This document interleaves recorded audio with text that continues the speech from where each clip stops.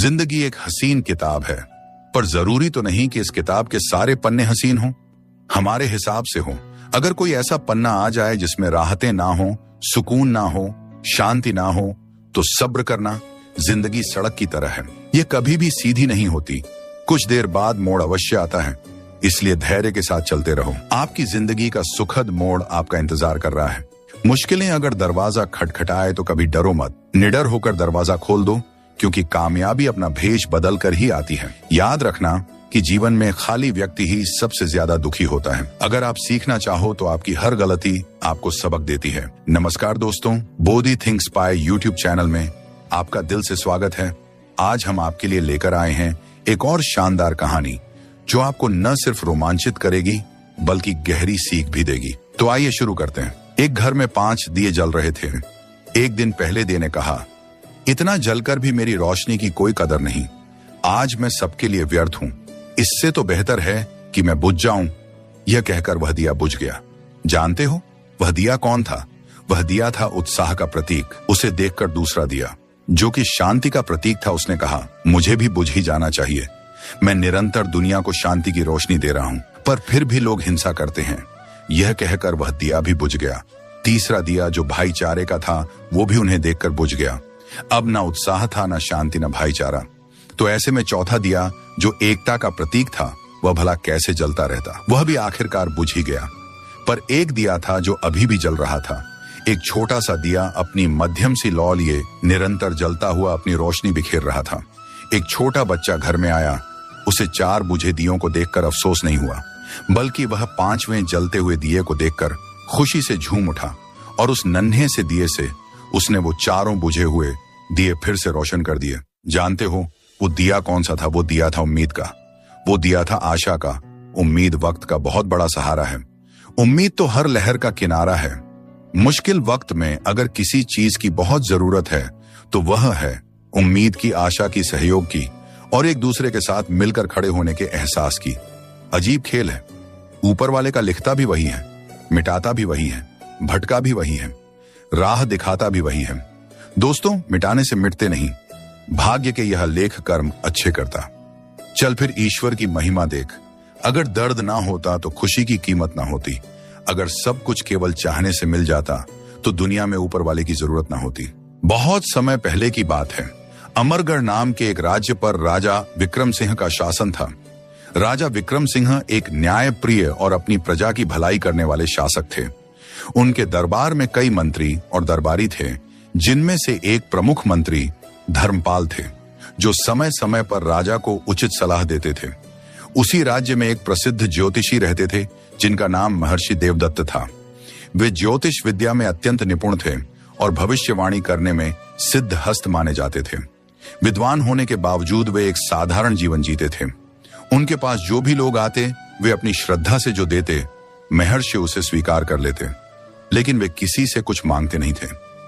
यदि वे चाहते तो अपनी विद्या के बल पर अपार धन संपत्ति अर्जित कर सकते थे, परंतु उन्हें लालच से कोई सरोकार नहीं था।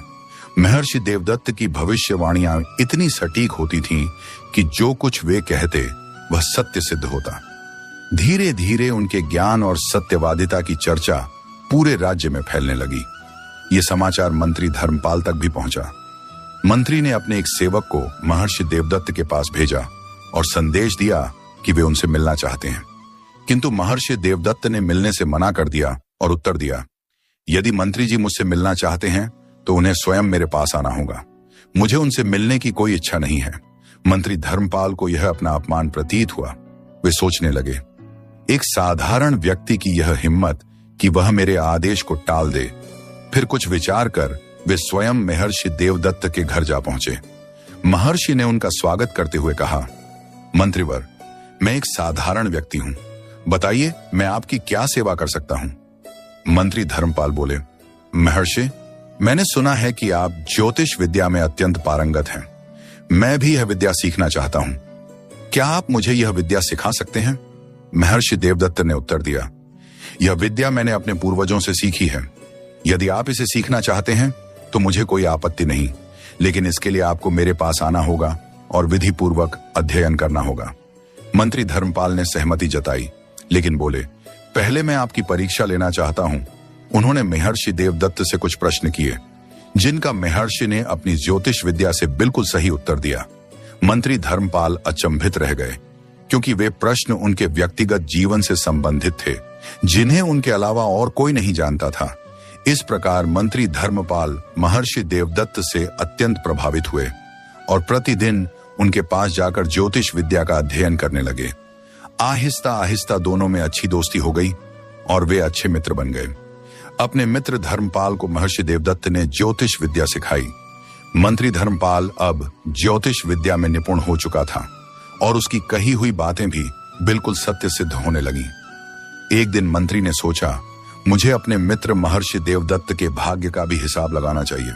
जब उसने गणना की तो उसे पता चला कि आने वाले 30 दिन महर्षि के लिए अत्यंत अशुभ और संकटमय हैं। यदि वे 30 दिनों तक घर से बाहर निकले तो उनकी जान को खतरा हो सकता है। यह देखकर मंत्री धर्मपाल चिंतित हो गया।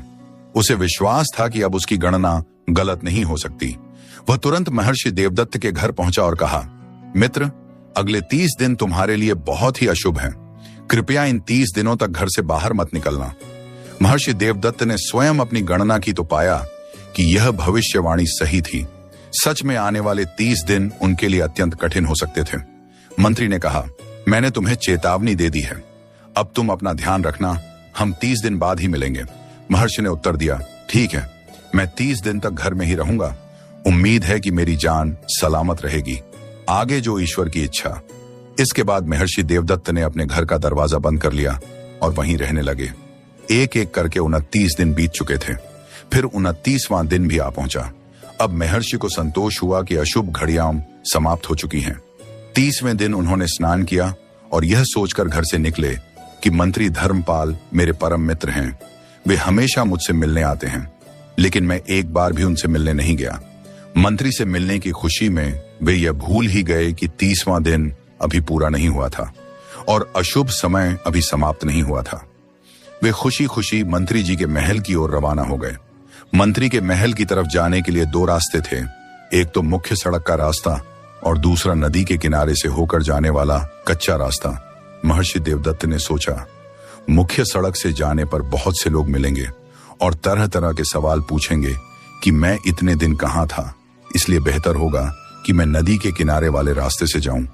वे उस कच्चे रास्ते से चल पड़े। चलते चलते दोपहर हो गई और सूरज सिर पर चमकने लगा। तभी उन्हें एहसास हुआ कि वे रास्ता भटक चुके हैं और एक वीरान जंगल की ओर निकल आए हैं। चारों तरफ गहरा सन्नाटा था। दूर दूर तक न कोई आदमी दिखाई देता था और न ही कोई जानवर। चलते चलते उन्हें एक पुराना खंडहर दिखाई दिया। महर्षि देवदत्त बहुत ही थकावट महसूस कर रहे थे। सोने लगा कि इस खंडहर की इमारत में जाकर कुछ देर आराम कर लूं। यह सोचकर वह खंडहर के अंदर गए। अंदर पहुंचकर उसने देखा कि एक जगह पर 7 बड़े बड़े संदूक रखे हुए थे और महर्षि देवदत्त को जिज्ञासा हुई कि इन संदूकों में क्या हो सकता है। उसने तुरंत एक पत्थर लेकर संदूकों के तले तोड़ दिए।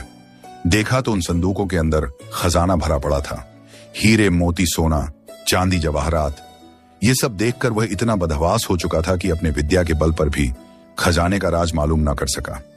आखिर उसने सोचा कि अपने दोस्त मंत्री धर्मपाल को इस खजाने के बारे में बताना ठीक रहेगा, क्योंकि इतनी सारी दौलत मेरे किस काम की है। वह जल्दी जल्दी दौड़ता हुआ नगर की तरफ वापस गया और वहां से मंत्री के महल का रास्ता पकड़ लिया। मंत्री ने जब सुना कि महर्षि देवदत्त खुद आए हैं तो वो बहुत ही हैरान हुआ। उसके हिसाब से तो अभी महर्षि देवदत्त का 30वां दिन पूरा नहीं हुआ था और महर्षि देवदत्त की जान सूरज ढलना तक खतरे में थी। वो तुरंत महर्षि देवदत्त को महल के अंदर बुलाया और बोला, आपने क्यों तकलीफ की? वैसे भी अभी 30वां दिन पूरा नहीं हुआ है। महर्षि देवदत्त बोले, हाँ भाई, मुझे मालूम है कि आज 30वां दिन है और बाकी के 29 दिन की तरह यह भी खुशी से बीत जाएगा। लेकिन हैरानी की बात यह है कि आज का दिन मेरे लिए बड़ा ही भाग्यशाली है। इसके बाद उसने खजाना मिलने की बात मंत्री को बता दी और कहा कि इतनी दौलत का भला मैं क्या करूंगा, आप ये खजाना रख लीजिए। हाँ, अगर आपका दिल चाहे तो उसमें से कुछ मुझे भी दे देना। यह सुनकर मंत्री बड़ा ही हैरान हुआ। उसने जल्दी से 2 घोड़े मंगवाए और उन पर सवार होकर दोनों खजाने वाली जगह पर पहुंच गए। इतना बड़ा खजाना देखकर मंत्री की आंखें फटी की फटी रह गईं और उसके मन में तुरंत बेईमानी जग गई। उसने सोचा कि कहीं ऐसा ना हो कि महर्षि देवदत्त किसी और से इतने बड़े खजाने की बात कह दे, फिर यह बात होते होते राजा के कानों तक पहुंच जाएगी। ऐसा हुआ तो इस खजाने पर राजा कब्जा कर लेगा और मेरे हाथ में कुछ भी नहीं आएगा। इसीलिए जरूरी है कि महर्षि देवदत्त का काम तमाम कर दिया जाए और उसे मार डाला जाए। यह सोचकर मंत्री ने महर्षि देवदत्त को धक्का मारकर जमीन पर गिरा दिया और अपनी तलवार निकाल ली। यह देखकर महर्षि देवदत्त हैरान हो गए और बोले, धर्मपाल, क्या बात है? क्या मुझे कोई गलती हो गई है? धर्मपाल बोला, हाँ, गलती तो तुमसे हुई है, और तुम्हारी गलती यह है कि इतने बड़े खजाने के बारे में तुमने मुझे बता दिया। अब मुझे डर है कि अगर तुमने ये बात किसी और से कही तो खजाना मेरे हाथ से जाता रहेगा, इसीलिए तुम्हारी जबान बंद करना जरूरी है। यह सुनकर महर्षि देवदत्त की आंखों के सामने अंधेरा साने लगा। वो बोला, मैं वचन देता हूं कि यह बात किसी और से ना कहूंगा। मंत्री ने हंसकर कहा, बकवास बंद करो, तुम अपनी जान बचाने के लिए यह कसम कर रहे हो। और महर्षि देवदत्त ने उसे बहुत ही मिन्नतें की, दया की भीख मांगी, लेकिन मंत्री के सर पर तो मानो खजाने का भूत सावर था। जब महर्षि देवदत्त ने देखा कि उसकी जान बचाने की कोई उम्मीद नहीं है, तो वह बोला, धर्मपाल, अगर तुम मेरी जान लेना ही चाहते हो तो मेरी एक आखिरी इच्छा पूरी कर देना। धर्मपाल बोला, बोलो, क्या इच्छा है? महर्षि देवदत्त दुखी मन से बोले, मेरी पत्नी को बच्चा होने वाला है, उसे कभी मत बताना कि मेरी मौत हो चुकी है। धर्मपाल ने कहा, ठीक है, मैं तुम्हारी यह इच्छा जरूर पूरी करूंगा।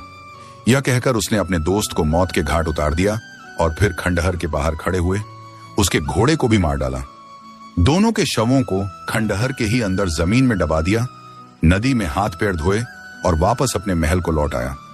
अब वो बिल्कुल संतुष्ट था कि वो खजाने का अकेला मालिक है। उसने अपने सबसे भरोसेमंद नौकरों को बुलाया और रातों रात उस खजाने को अपने महल में ले आया। राज्य के सबसे बेहतरीन कारीगरों को बुलाकर उसे खंडहर को तोड़वाकर एक शानदार महल बनाने का आदेश दे दिया गया। कुछ ही महीनों में नदी के किनारे पर एक शानदार महल बनकर तैयार हो गया।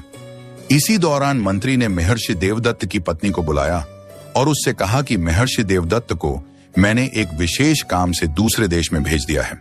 कुछ दिनों के बाद महर्षि देवदत्त के घर पर एक चांद से बच्चे का जन्म हुआ। बेटे का नाम वीरेंद्र रखा।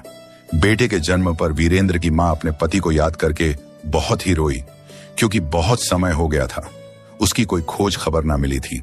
वो बदनसीब कई बार अपने पति के बारे में पता करने के लिए मंत्री के महल में गई, मगर पहरेदारों ने उसे धक्के देकर बाहर निकाल दिया। वो इसी को अपना भाग्य समझकर घर बैठ गई और मेहनत मजदूरी करके अपने बच्चे को पालने लगी। और महर्षि देवदत्त का बेटा वीरेंद्र बहुत ही बुद्धिमान था। उसकी मां ने उसकी शिक्षा के लिए पास ही में रहने वाले एक पंडित जी के पास भेजा। समय गुजरता गया और वीरेंद्र बड़ा होने लगा। उसकी बुद्धि दूसरों के मुकाबले बहुत ही तेज थी। समय बीता और वीरेंद्र अब युवा हो चुका था। सब लोग कहते थे कि वह अपने पिता महर्षि देवदत्त से भी ज्यादा बुद्धिमान है। एक दिन वीरेंद्र को अपने घर पर एक पुरानी किताब मिली। उसने अपनी मां से उस किताब के बारे में पूछा तो मां ने कहा, बेटा, ये तुम्हारे नाना की लिखी हुई किताब है। वो भी एक बहुत ही बड़े ज्योतिष और भविष्यवक्ता थे। वीरेंद्र को वो किताब बड़ी ही दिलचस्प लगी। किताब के पहले पन्ने पर ही लिखा था कि जो भी इस किताब को पूरा पढ़कर समझ लेगा वो भूत और भविष्य की सभी बातें जान सकेगा और साथ ही साथ किसी के भी मन की बात जान पाएगा। वीरेंद्र उस किताब को बड़े ही ध्यान से पढ़ने लगा। थोड़ी देर के बाद वो चिल्ला चिल्ला कर रोने लगा, साथ ही किताब भी पढ़ते जा रहा था। फिर अचानक ही हंसने लगा। उसकी मां हैरानी से यह सब देख रही थी और पूछने लगी,